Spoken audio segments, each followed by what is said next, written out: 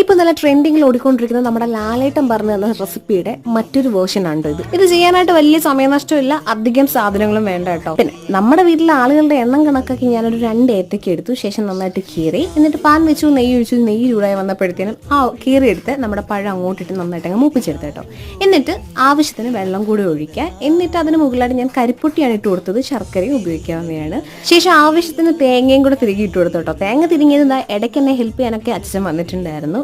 ഇങ്ങനെ ഇളക്കേണ്ട ആവശ്യമൊന്നുമില്ല, പക്ഷെ നമ്മൾ ആദ്യമായിട്ട് ചെയ്യുന്നത് കൊണ്ട് ആ ചെയ്യാനുള്ളൊരു എക്സൈറ്റ്മെന്റോ അല്ലെന്നുണ്ടെങ്കിൽ എന്താവും എന്നുള്ള ക്യൂരിയോസിറ്റിയിൽ നമ്മളിങ്ങനെ ഇളക്കി നിൽക്കുമായിരുന്നു. അവസാനം ഈ ഒരു പരുവത്തിൽ കിട്ടി കേട്ടോ. എന്തായാലും നമ്മൾ ഉദ്ദേശിച്ച സാധനം നിമിഷ നേരങ്ങൾക്കുള്ളിൽ തന്നെ റെഡി ആയിട്ടോ. ഇനിയിപ്പോൾ ഇത് ടേസ്റ്റ് ചെയ്യാന്നുള്ളതാണ്. ഇത്തവണ ഒരു ചേഞ്ച് എന്ന രീതിയിൽ ഞാനാണ് കേട്ടോ ടെസ്റ്റ് ചെയ്യാനായിട്ട് പോകുന്നത്. സംഭവം ഒരു രക്ഷയില്ല, പൊളിയാണ്. എല്ലാവരും ഒന്ന് ട്രൈ ചെയ്ത് നോക്കണം കേട്ടോ. പിന്നെ വേണമെന്നുണ്ടെങ്കിൽ കുറച്ച് ഐസ്ക്രീമിയുടെ മുകളിൽ വെക്കാവുന്നതാണ് കേട്ടോ. അങ്ങനെയാണെങ്കിൽ ഈ സംഭവം കുറച്ചുകൂടെ കിടക്കും. അപ്പോൾ എന്ത് വേണ്ടി ഇത്രയുള്ളൂ. Tata by.